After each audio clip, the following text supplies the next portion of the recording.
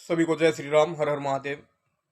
आज का विषय भारतीय राजनीति में पारदर्शिता, जिसको ट्रांसपेरेंसी बोलते हैं, उस पर करेंगे, जो कि बिल्कुल शून्य है। एक तरफ तो अमेरिका है, जो दुनिया का सुपर पावर है, जो वहां पर भी लोकतंत्र है, भारत में भी लोकतंत्र है। वहां पर प्रेसिडेंटल इलेक्शन होते हैं तो पक्ष और विपक्ष की ओपन डिबेट कराई जाती है, जिसमें वहाँ के जो बड़े बड़े यूट्यूबर्स होते हैं, जो बड़े मीडिया संस्थान होते हैं, वो सभी खुले सवाल पूछते हैं, जो भी उनके मन में सवाल है, राष्ट्रीय हित के, इकोनॉमिक्स के, वर्ल्ड रिलेशन के, या सुरक्षा से जुड़े हुए सभी सवाल पूछते हैं। लेकिन हमारे यहाँ उल्टा है।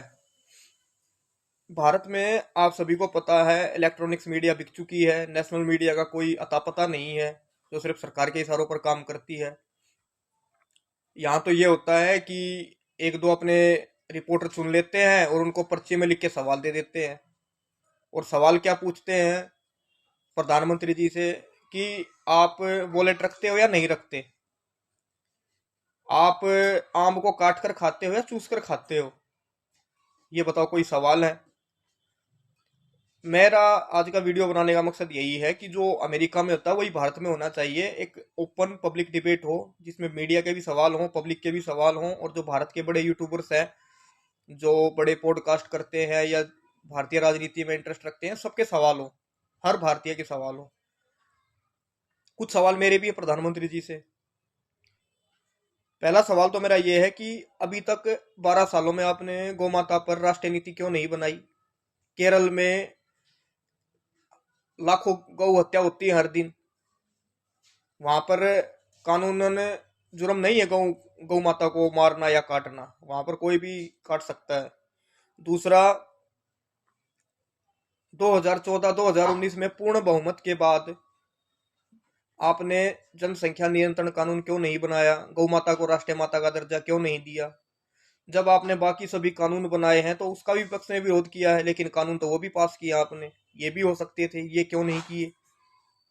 नंबर 3, भारत का गृह मंत्री बोलता है कि भारत में घुसपैठ कोई नहीं रोक सकता। तो चीन और रूस जैसे भारत से 6 गुना बड़े देश अपने देश में घुसपैठ कैसे रोक लेते हैं? वहां घुसपैठ क्यों नहीं होती?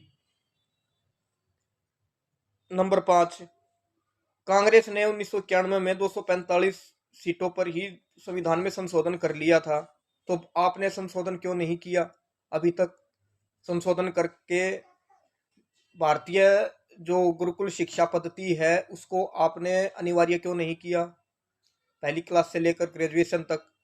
जब अमेरिका जैसे देश अपने कॉलेजों में अब उनका जो धार्मिक ग्रंथ बाइबल है उसको पढ़ाने के लिए बोलते हैं, तो आप क्यों नहीं कर सकते ये?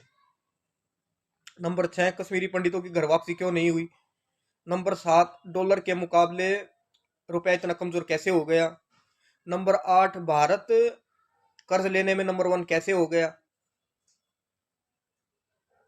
भारत का तो ये हाल है कि अब भारत 15 लाख करोड़ रुपए तो ब्याज ब्याज देगा, जो भारत ने कर्ज ले रखा है। और कुल 45 लाख करोड़ की भारत की अर्थव्यवस्था है, बजट आता है 45 लाख करोड़ का। तो अब आप इससे ये हिसाब लगा सकते हो कि आप किसी शहर में रहते हो, आपकी सैलरी 45,000 रुपये है, जिसमें से आप 15,000 रुपये तो सिर्फ ब्याज ब्याज के दोगे, बाकी जो आपका खर्चा होगा, जो घर चलाओगे, ऐसा ही कुछ हाल देश का हो रखा है। नंबर 9, जब भारतीय सेना दुश्मन को तोड़ने के बिल्कुल करीब खड़ी थी तो आपने ऑपरेशन सिंदूर क्यों रोक दिया? जबकि आपने, प्रधानमंत्री जी संसद में स्वयं बोला है कि 200 के आसपास देश हमारे पक्ष में है, तो पाकिस्तान का निर्णायक हिसाब किताब क्यों नहीं किया गया? नंबर 10, गंगा यमुना की सफाई क्यों नहीं हुई अभी तक? आप बोलते देखिए कि गंगा ने मुझे बुलाया है। नंबर 11, भ्रष्टाचार के आरोपी आपकी पार्टी में आते ही कैसे क्लीन हो जाते हैं? जो कोई सांसद था कि भगवानों के बारे में बोल रहा था कि ठर्रे में भगवान फलाना बसे ढिमकाना बसे, उसने आपको अपनी पार्टी में क्यों ले लिया? नंबर 12, 2014 से 2024 के बीच में 20 लाख से ज्यादा महिलाएं बच्चियां गायब हुई, करोड़ों की संख्या में गौ माता काटी गई। इसका आपके पास क्या जवाब है? रिस्पॉन्सिबिलिटी तो आपकी बनती है, जवाबदेही आपकी है, आपके पास कोई जवाब नहीं। मैंने आरटीआई डाली और मैंने यही पूछा कि सरकार से कि आप कत्ल खानों के लिए लाइसेंस तो जारी करते हो, अपने हाथों से देते हो, लेकिन वो भी तो रिकॉर्ड आपके पास होगा ना कि किस कत्ल खाने में और कुल देश में कितनी गौ हत्याएं हुई, कितनी गौ माता काटी गई है अभी तक। क्या आप गौ माता को इंसानों से अलग समझते हो? या तो फिर गौ माता को माता बोलने का पाखंड बंद कर दो। नंबर 13, आप स्वयं तो घड़ी, चश्मा, अरमानी के सूट, सब चीजें आप विदेशी यूज करते हो और देशवासियों को आप देते हो स्वदेशी अपनाओ का ज्ञान। तो ये विरोधाभास क्यों है? शुरुआत आपसे ही होनी चाहिए। आपके पास विदेशी गाड़ियां हैं, विदेशी फोन, विदेशी आईफोन आप रखते हो। नंबर 14, हजारों करोड़ विदेश यात्राओं पर खर्च करने के बावजूद भी भारत की विदेश नीति जीरो क्यों है? भारत का सबसे बड़ा फेलियर ये था कि रूस ने सेकेंड वर्ल्ड वॉर की जीत की याद में वहां पर हर साल एक परेड का आयोजन होता है, जिसमें उन्होंने प्रधानमंत्री जी को इनवाइट किया। प्रधानमंत्री जी इसलिए जाने से मना कर गए कि कहीं यूरोपियन कंट्री बुरा ना मान जाए, जो कि भारत की कभी ना थी। और भारत को हमेशा, वो तो यूरोपियन बोलते हैं कि यूरोप एक गार्डन है और एशिया एक जंगल, वो तो हमको एक जंगल समझते हैं। तो ऐसे लोगों के लिए इतने जो अपने परम मित्र है रूस, उसके इनवाइट पर इतना सम्मान की बात थी, आप क्यों नहीं गए?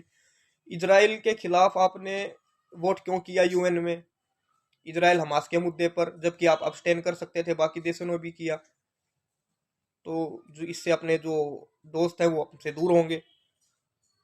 अमेरिका का राष्ट्रपति 20 दिन में अपने देश का लूटा हुआ काला धन वापस ला सकता है। तो जैसा कि आप बोलते थे कि मित्रों मुझे 50 दिन का समय दे दो, अगर मैं काला धन नहीं लेकर आऊं तो जिस चौराहों पे आप फांसी दोगे मैं वहां आ जाऊंगा। तो उसका आपका क्या रहा? आपके पास जितना भी भ्रष्टाचार करते हैं लोग, जो काला धन विदेशों में रखते हैं, हर एक व्यक्ति की लिस्ट आपके पास है। आप पब्लिक के सामने उसको जारी क्यों नहीं करते? क्यों छिपा रखी है? किसका डर है? अगले 2 साल के लिए आपके पास राष्ट्र के लिए कोई नीति नहीं है। आप सिर्फ बात करते हो 400 साल पीछे की और 30 साल आगे की। उदाहरण है आपका एक नया जुमला कि 2047 तक हम भारत को विकसित राज्य करेंगे, जैसा कि आपने 2013 में बोला था कि 2022 तक हम किसानों को हर पीड़ा से मुक्त कर देंगे। किसान हर दिन आत्महत्या कर रहा है। आप और आपके नेता कहते हैं कि यूट्यूब पर जो युवा वीडियो बना रहे हैं ये सब बीजेपी की देन है, इसका हमने डाटा फ्री कर दिया तो आप ये वीडियो बना पा रहे हो। जबकि यूट्यूब एक अमेरिकी ऐप है, तो आप उसका प्रमोट करने में क्यों लगे हुए हैं? आज तक आपने अपना स्वदेशी ऐसा कोई वीडियो प्लेटफॉर्म क्यों नहीं बनाया? नंबर 19, हर अमेरिकी के पास औसतन 2.5 हथियार होते हैं। हर यहूदी हथियार रखता है। इजराइल में अन्य धर्मों के लोग भी रहते हैं, लेकिन हथियार सिर्फ यहूदियों के पास होते हैं। जब हर अमेरिकी हथियार रख सकता है, हर यहूदी हथियार रख सकता है, तो हर हिंदू हथियार क्यों नहीं रख सकता? देश के चारों तरफ दुश्मन AK-47 और लेटेस्ट चाइनीज वेपन लिए बैठे, और आप यहाँ पर लाठी डंडे तलवार घुमा के हिंदू संगठनों को अपनी वाहवाही करवाते हो।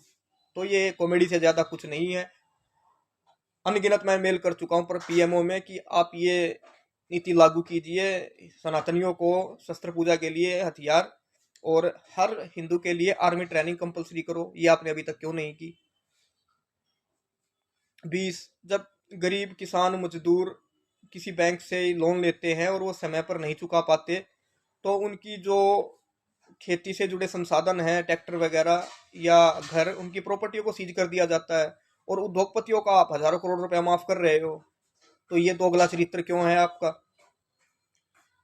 21, अब तक वक्फ बोर्ड खत्म क्यों नहीं किया गया? नंबर 23, चीन अमेरिका जैसे विकसित और आबादी वाले देशों में AQI लेवल 50 से ज्यादा नहीं जाता, जबकि आपने पूरे भारत को गैस चैम्बर बना रखा है। 900 से प्लस AQI लेवल रहता है।